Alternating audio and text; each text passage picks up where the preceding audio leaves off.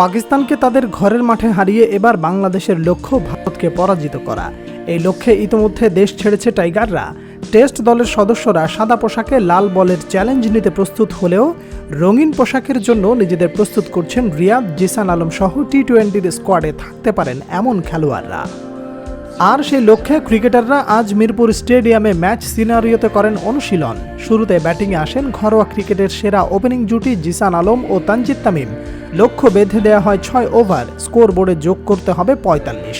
বলে রাখা ভালো, এই দুইজনের সঙ্গী আরেক ওপেনার নাইম শেখ। 6 ওভারে 45 রানের লক্ষ্য খুব একটা বড় না। জিসান ও তামিমের শুরুটা ছিল পজিটিভ। শেখ মেহেদীকে 2-6 হাঁকে জিসান নিজেদের টার্গেট সহজ করে তুলে।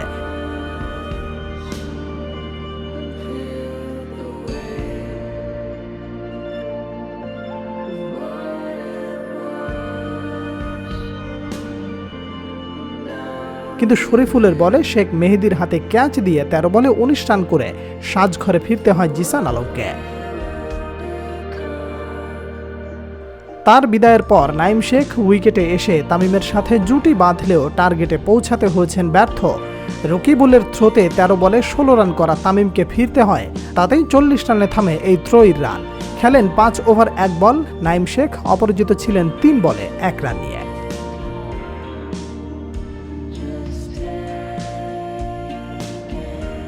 জিসান, তামিম ও নাইমের পর একই টার্গেটে ব্যাট করতে আসেন ইমন, সৌম্য ও সাইফ। এই 3 জনের মধ্যে শুরুতে ব্যাটিংয়ে আসেন সৌম্য ও ইমন। দুজনেই দলকে ভালো শুরু এনে দেয়। এর মাঝে সৌম্য আলিসের করা প্রথম ওভারে রিভার্স সুইপ করে অসাধারণ এক 6 হাঁকিয়ে তার করা দ্বিতীয় ওভারে একই শট খেলতে গিয়ে বোল্ড হয়ে সাজঘরে ফেরেন।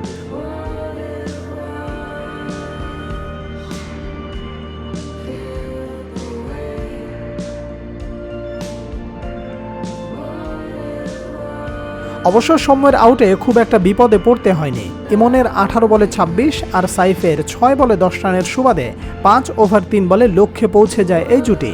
শেষ পর্যন্ত এই জুটির সংগ্রহ 6 ওভারে 1 উইকেটে 50 run. Salman Abdullah, sports and news.